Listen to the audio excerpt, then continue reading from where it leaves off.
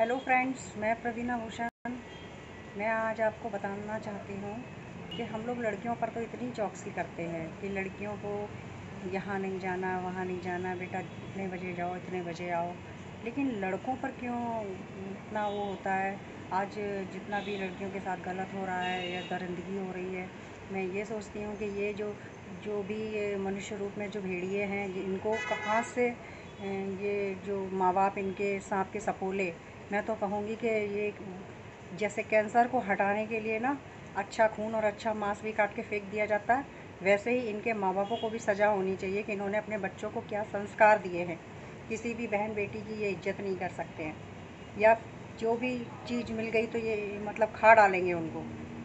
इनके लिए एक ऐसा नियम होना चाहिए, सरकार से मेरी विनती है कि ऐसा नियम बनाएं कि इनको तो तुरंत इनकाउंटर किया जाए। अगर इनके खिलाफ़ जितने भी सबूत आते हैं, और इनके माँ बापों को भी 10-10 साल की सज़ा दी जाए कि उन्होंने अपने बच्चों को क्या संस्कार दिए हैं। मुझे तो यही समझ में नहीं आता, लड़कियों के लिए हर पाबंदियाँ, आप ये नहीं करिए, वहाँ मत जाइए, ऐसे रहिए, वैसे रहिए, लेकिन लड़कों को फ्रीडम दे रखा है।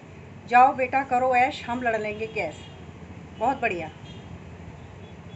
बच्चों से, लड़कों से कभी ये नहीं पूछा जाता है कि बेटा आप जा रहे हो तो आपको कितनी देर में आना है, कहाँ जा रहे हो, कितनी देर के लिए जा रहे हो, क्या कर रहे हो।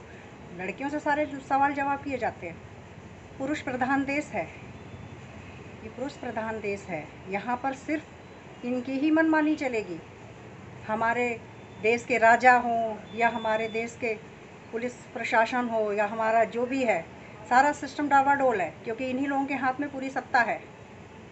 उस लड़की को उसके खिलाफ सबूत मिले, मरने से पहले उस लड़की, इन चारों ने मेरे साथ गलत किया, उनको अरेस्ट किया गया, तुरंत इनकाउंटर क्यों नहीं किया गया?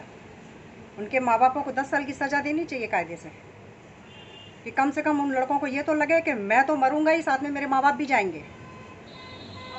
उन लोगों ने खुद बना रखे हैं, उन्होंने ही, उन्हीं, कहते हैं ना सांप का सपोला, सांप तो वही हैं जिन्होंने जो संस्कार बच्चों को दिए। आज लड़कियां सुरक्षित नहीं हैं, पढ़ना चाहती हैं, निकल नहीं सकती हैं बाहर, अकेले जा नहीं सकती, अकेले आ नहीं सकती। उनको किसी भी तरीके का कोई वो नहीं दिया जा रहा है कि कम से कम वो अपनी सेल्फ डिफेंस के लिए अपने पास रिवॉल्वर रख सके। क्या फ़ायदा है? आप भगवान भगवान को पूज रहे हो, देवी माँ को पूज रहे हो, और लड़कियों को कुचल रहे हो। लड़कियों की कोई रिस्पेक्ट नहीं है। मनुष्य के रूप में जो भी भेड़िए हैं, मैं तो कहती हूँ कि उन भेड़ियों को जिनने बनाया है उनकी सज़ा ज़्यादा बड़ी होनी चाहिए। क्योंकि बच्चा तो इस संसार में आता है तो बहुत ही नाजुक और बहुत ही साफ़ सुथरा होता है। आज वो गलत हुआ है तो कहीं ना कहीं उसकी जड़ें उनके माँ बाप हैं, उनके घर के लोग हैं जो उनको ऐसा बना रहे हैं। कहाँ तक लड़कियों को हम लोग घर के अंदर छुपा के रखेंगे? हमारे घर की जो बेटियां हैं वो कहाँ तक घर के अंदर छुपा के रखी जा सकती हैं? वो भी पढ़ना चाहती हैं, वो भी बाहर निकलना चाहती हैं, वो भी जीना चाहती हैं, लेकिन नहीं। जब मौका मिलता है उनके ऊपर अटैक हो जाते हैं, मर्डर हो जाते हैं, उनके साथ गलत काम हो जाते हैं। और फिर लड़की ही अपनी इज्जत बचाने के लिए माँ बाप घर मकान बेच बाच के शहरों में रहते हैं, जिनकी लड़कियाँ बच जाती हैं। सबके केस खुलासा नहीं होते हैं, 4 केस खुलासा होते हैं, 10 केस छुपा लिए जाते हैं, सिर्फ इसलिए कि हम, वो लड़कियां भी जीना चाहती हैं, उनके परिवार भी उनके साथ हैं, लेकिन मीडिया में नहीं बात उछलती है।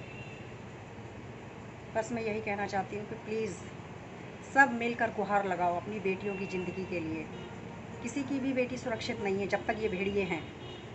भेड़िए मनुष्य के रूप में है, कोरोना का इलाज है, इन भेड़ियों का इलाज नहीं है। इनको मारना ही पड़ेगा, जैसे कैंसर का ट्रीटमेंट होता है वैसे ही इनको मारना पड़ेगा। इनको मारो, इनके परिवार वालों को जेल करो।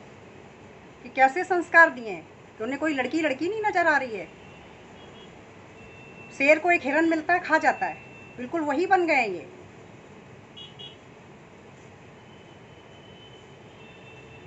बहुत मुझे अफसोस है इस बात का कि मैं जिस भारतवर्ष में रह रही हूँ वहाँ की औरतें सुरक्षित नहीं हैं। ना न्याय पालिका अच्छी है, ना पुलिस प्रशासन ठीक है, और ना ही सरकार का कोई अच्छा रवैया हम लोगों के साथ है। मैं प्रवीणा भूषण आज मैं बहुत दुख के साथ कह रही हूँ कि औरतों को ही कुछ करना पड़ेगा, लड़कियों को ही ताकतवर बनना पड़ेगा। Thank you so much.